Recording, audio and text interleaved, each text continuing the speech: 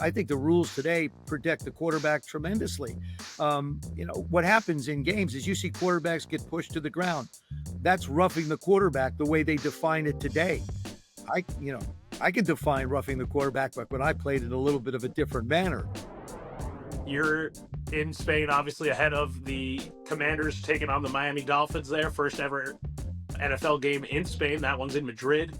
What can we expect in that one? What's going on with your Commanders right now, man? Well, hopefully we can expect a win. Things they've been far and few between for us. They've lost 5 in a row, and they've given up a lot of points. And of course, Dan Quinn's now going to take over the defensive play calling a little bit. So we'll see what happens. We've been bit by the injury bug, which isn't an excuse. It's a fact in the NFL, and somehow you have to fight your way through it. Jayden's still injured, but Marcus, I think, steps in and does a really solid, good job. Different style of quarterback a little bit.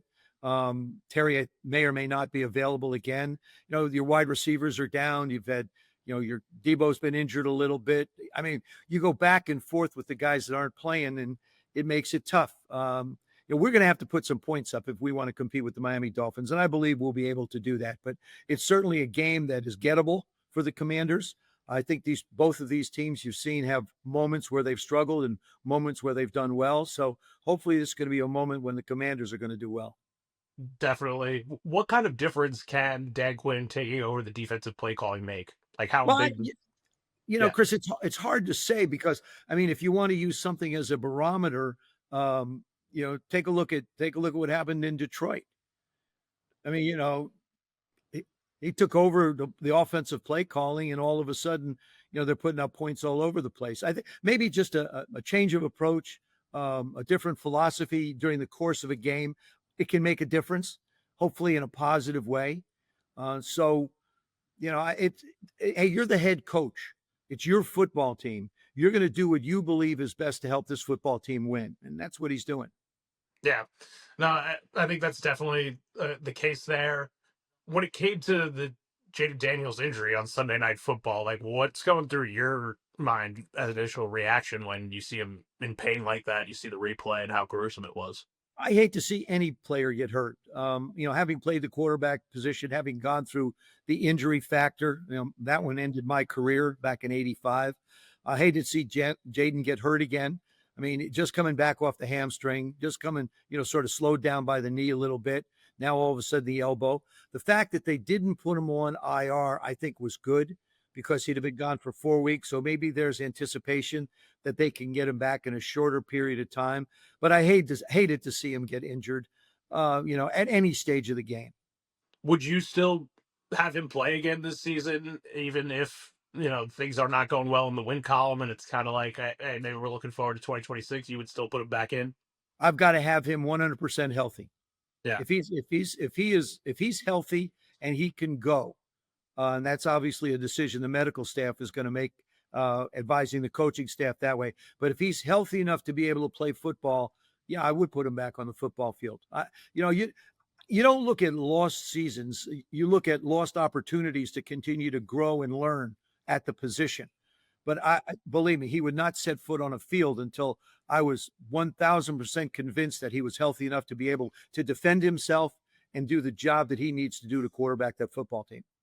I mean, we saw kind of this weekend with the now fired Brian Dable and Jackson Dart. There was a lot of debate about coaches protecting quarterbacks. Do coaches do a good enough job of protecting quarterbacks in your mind? Well, there's only so much you can do. It's a game of contact. I think the rules today protect the quarterback tremendously. What happens in games is you see quarterbacks get pushed to the ground. That's roughing the quarterback the way they define it today. Yeah. I can define roughing the quarterback, but when I played in a little bit of a different manner. But I think there's not a lot of consistency when it comes to roughing the quarterback. Like I say, being pushed to the ground is not roughing. It's interesting. It's interesting in football. You have 2 degrees of roughing. You have running into and roughing for punters. And yet in quarterbacks, if they get pushed to the ground, and it's obvious because of the economics that are involved and they're the centerpieces of our league, you try and protect them as much as you can. But there's certain things that take place. I scratch my head and I go, is that really roughing? But as a quarterback, I think, I've told young guys this. Don't count on the rules to protect you. Protect yourself. Run out of bounds. Slide. Get rid of the football. Don't hold it too long. There's ways that you can protect yourself as a quarterback that you don't have to rely on the rules to do it for you. And that's sort of what I've tried to encourage young players to do. You're on the field. You make the decision. If it's 1st and 10 and it doesn't look good, throw it away. You get 2 more downs, and in this league today, 3 more downs the way they go about it. Another piece of news in the Commanders' corner of the world. I know you're super excited about the return to the RFK Stadium site. A lot of awesome memories for you there and that fan base. Just the culture of that team, the soul of that team, as owner Josh Harris has said, is like really based there, right? But obviously, news kind of came out that Donald Trump wants it named after him. What are your thoughts on that? I, you know, the president has a lot of thoughts on a lot of different things, and I think that's something that he and ownership of the franchise would have to discuss. However it turns out, I'm still a Commanders fan. Yeah, no, definitely. Joe, we run a series here at USA Today Sports. It's called In My Bag. It's we asked former athletes to give us a breakdown of maybe a moment that wasn't their most highlight reel worthy, but something in which they really impressed themselves. So, Joe Theismann, what was a moment that you were in your bag? It was in my bag. Probably was Super Bowl XVII, where I would be impressed with something I did. Yes. Yeah, okay, Super Bowl XVII. We're backed up midway through, I think, the second quarter or thereabouts. I looked to the right to throw a quick hitch. My receiver was covered. I turned to the left to throw the ball. Kim Bocamper knocked the ball up in the air. We're on about the 10, 12-yard line. The ball is literally spinning slowly in slow motion. I could read everything on it. I could see the dimples on it. And Kim put his arms out to catch it in the end zone, which would have been, I believe, a deciding touchdown, because we weren't a team that was built to just throw the ball around. And I managed to strip it out of his hands. And I remember sitting on the ground looking at him and said to him, "That was close."